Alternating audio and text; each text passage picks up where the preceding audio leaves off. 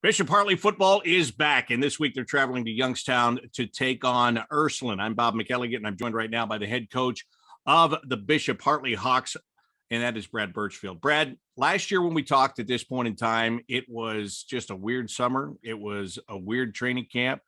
You were through COVID restrictions. Some days you didn't know which end was up. You had to wait for directions coming from the OHSAA and from the school and everything.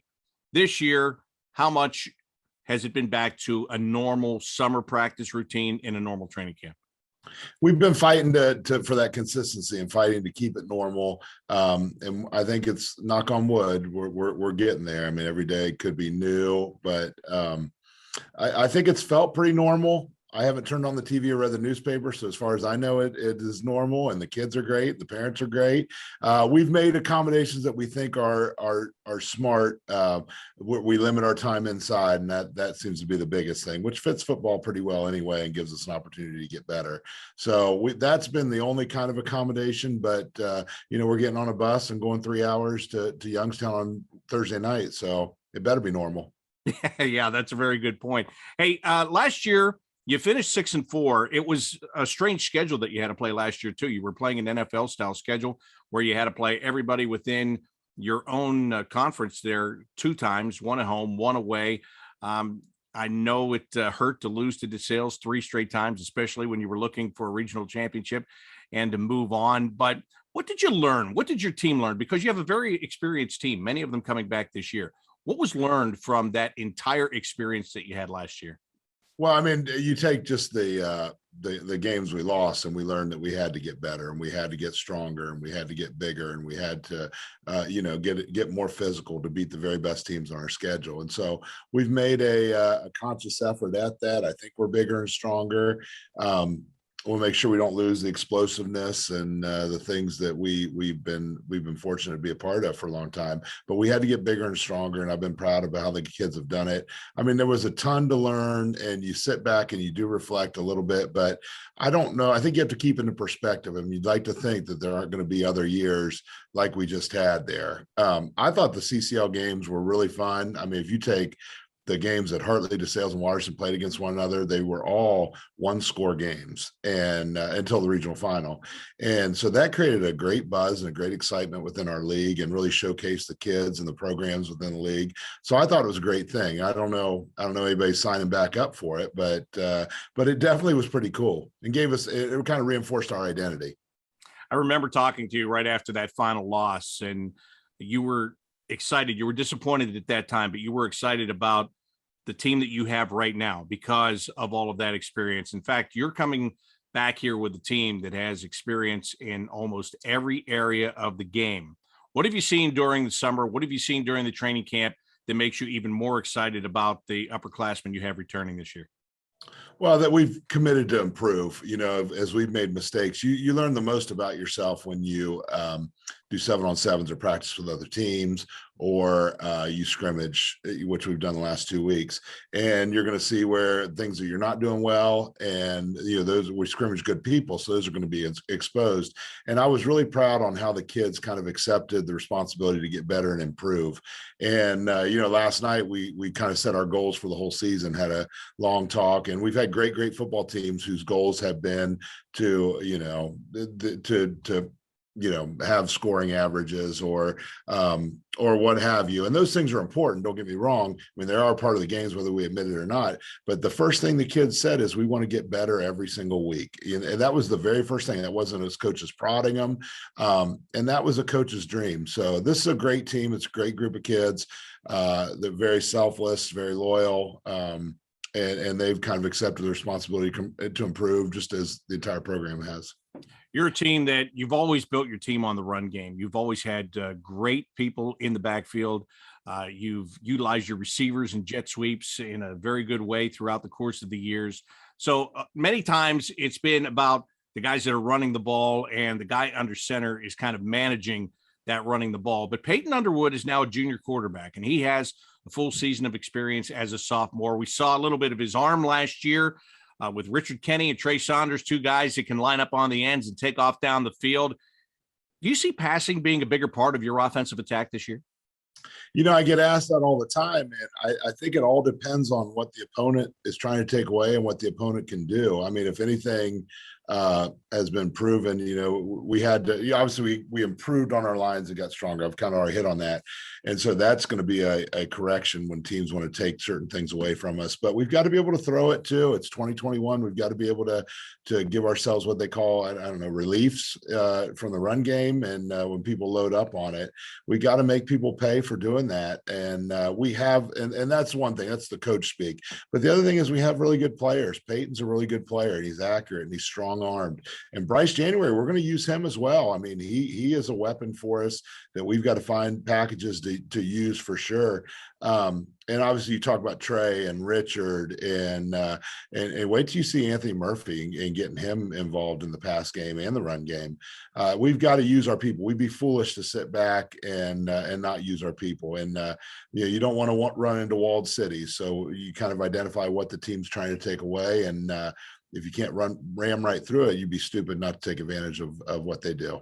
When you bring up Anthony Murphy, one difference between him and Kenny and Saunders, Murphy's a big target and a big guy. Can you do you envision being able to get him out there, maybe in the middle of the field? When you talk about relief for a quarterback, when he gets into trouble, it's nice to find a big target.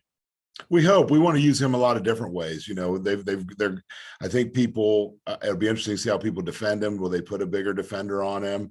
And if that's the case, how do we take advantage of that one way or another? But he's a really good player and a really strong blocker on the perimeter too. So he's a dastardly weapon.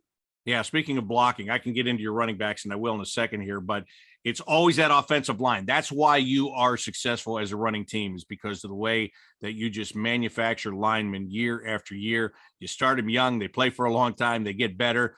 Tell me about your offensive line and who you're excited about. Obviously, Daniel Tucson is an all-stater. Avion Murphy is just a monster, and the two guards, Donovan Davis and obviously return Andrew McFeeters, who was an all-district player for us a year ago, are big, strong, and athletic. I mean, they're getting after people, and that's what we expect for them. We want to make sure we can control the game to the line of scrimmage. That's been the identity of our program, and that's the identity of who we are. And the kids take tremendous amount of pride in it, and it also gives a great sense of confidence as well. And that's something that's got to be proven. Like, you can't just say, well, we got a lot of kids back on the offensive line. They should be good. They've been playing for a long time. Like, the offensive line and defensive line, it is evaluation friendly. Like, you either move them or you don't move them. And that's the end of the story. Daniel Tucson, I can't believe he's a senior. It feels like to me like he's been playing for 10 years. So you've had him in there ever since he's been a freshman. He has been not only an effective player, but a guy that, as you were just talking about, he has gotten better and better each year. How thrilled are you to not only have coached him all these years, but to watch him and the way that he takes, hopefully, that extra step in his senior year? Yeah, and he's such a great kid, and he's so coachable and fun to be around and fun to joke with. And I mean, I don't want to think about what the future holds when some of these guys aren't here, because they're just so much fun to be around in their coach's dreams. But he's fast and he's physical and he's smart. I mean, he knows, he's just so smart. He can line up in one area and go where he's lining up, and he can line up in that area and go not where he's lining up. And we give him some freedom to do that. And it's a nightmare being many moons ago an offensive lineman. I mean, that is just a nightmare. You'd like him just to sit in one spot and be able to block him. When you get into the backfield, you've got Niall Johnson, who ran for over 800 yards last year. Dylan Newsome, he's a guy I really like to watch because he's just kind of scrappy and finds a way to get it done. First of all, what's the health of your backfield? And again, with those two, and I know Saunders kind of rotates in and out of there as well. What do you plan on doing with that group? Well, Deontay Hubbard's going to be a big part of what we do, and Sherrod Bowen's going to be a huge part of what we do. So you add that to Niall and Trey, and I'm sure I'm missing somebody, and I don't mean to. But we've rotated them all summer long, and we rotate them in scrimmages, and we've held them to the same level of accountability that they all have had. So we don't really have a second group. Roy Ralston's been in there and done a great job for us. Deshaun Tucker's done a great job for us. So we've tried to, sometimes when you put a second group in there, you're automatic to say, well, it's just the second group in there. The first group we find that we don't treat it that way. They're all treated the same. And they've been incredibly productive so far. All right. We talked all about the offense, but your team, you have a lot of two-way players. They play both sides of the ball, and a lot of guys that we just talked about, they're going to be asked to be responsible defensively too. And this week, that's going to be a big assignment because Ursuline's got a 4-year quarterback and Brady Shannon. He's coming off a great year last year, completed over 60% of his passes. He's looking to go out with a bang. How tough do you see him as being able to defend here in week 1? Really tough. And they haven't ran him in the scrimmages, and I know he can run. He's a big, strong, physical kid. And everything you just said about us, you're going to say about Ursuline. I mean, they have a ton of experience. The expectations are really high. And they're so well coached, they're going to put us in tremendous conflicts. And it's a huge challenge week 1. There's no question about it. We've had to be on point in practices and what we've prepared for. But, they're not going to tell us what they're running. So I don't know. Have we prepared for the right things? Have they, he has, this team has, through the years, they are more surprising or have special plays or trick plays or whatever more than we do. So we've had to, that's outside of their great quarterback and great running back. And they have a big, strong, tall receiver who's really, really good. They pose a tremendous challenge. And they're a team that is coming in with a chip on their shoulder because last year when they got knocked out of the playoffs because of COVID, they were missing some of their key players. So they're coming into this feeling like they got robbed a little bit. And when as a coach, when you have that card to play right away from training camp and you can use that as a motivator, it's a team that should be ready to go week 1. I don't know that. I don't know. I know our big motivator has been we weren't good enough in the regional final and we had to get better. I'm good with I don't coach anybody else's team, so I don't know what is said in the locker room. But I know for us, it's been a huge motivator saying if we want to be the best, this is how good we need to be, and this is what we need to get there. So we've handled it. That's how we've done it. But again, I don't know. I know they had a great team a year ago, and I don't know. Obviously, all their stuff was recorded on YouTube, so I saw it, and they certainly had key guys not play and all this. But we had some key guys not play too. I wish would have a year ago and ready to go now. So we're just going to try our best and see, and no explanations. Yeah, that's great coach speak. But I know you all of you are the same way. You're always looking for that one thing, and sometimes that thing falls in your lap, and you don't even have to bring it to the players. The players bring it to you, right? I wish I would have had Jake Skelly play last year. That's the first time I might have said that. So but we don't allow ourselves to say that. But you're deleting this part. Yeah, I'm teasing. All right. One last thing I want to ask you about strength of schedule. You have never shied away from playing bigger schools, tough competition. That's been one thing. You've always put these kind of teams on your schedule. You got, as you look at your schedule this year, this is not an easy schedule that you have put together. And I know that you're the kind of guy that every week when we have this conversation, you're very pumped up and you're worried about certain things. You're excited about other things. Man, you put yourself through a lot just by putting together tough schedules every year.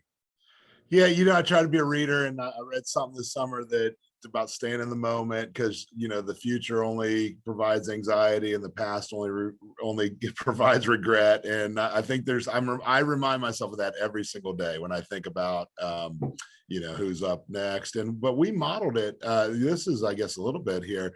Coach Reardon was the coach at Ursuline way back, and he had won 3 state titles. And I think the last one was 9 or 10, but it was right as we started getting going at Hartley.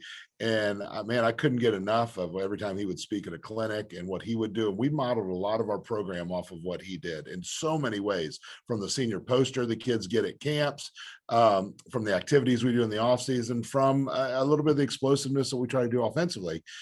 We tried to model everything. But one of the things they always did was they always played really tough schedules. Ursuline, Mooney, weren't afraid to play anybody. And I know that benefited them in the tournament runs, and it's benefited us in the tournament runs as well. But one thing that's kind of underrated in that is you don't know what you're not good at doing until you see somebody really good take advantage of it. Like, you just can't simulate it in practices against your scout team. And I know that's been a huge benefit to us. So there will be bad things that happen on Thursday night, and we'll be able to identify them and get better down the road for those. And there'll be bad things that happen week 2 or week 4 or week 5 or whatever. But you'll be able to identify those and get better. So that's a huge benefit of the schedule that people don't talk about. Obviously, if you want to be the best, you have to understand how people are going to scheme you and how hard they play and how good they are. Well, Brad, thank you very much. Nothing but the best of luck this week. The Hartley Hawks going to Youngstown to take on Ursuline. All right, we're excited all year for you guys.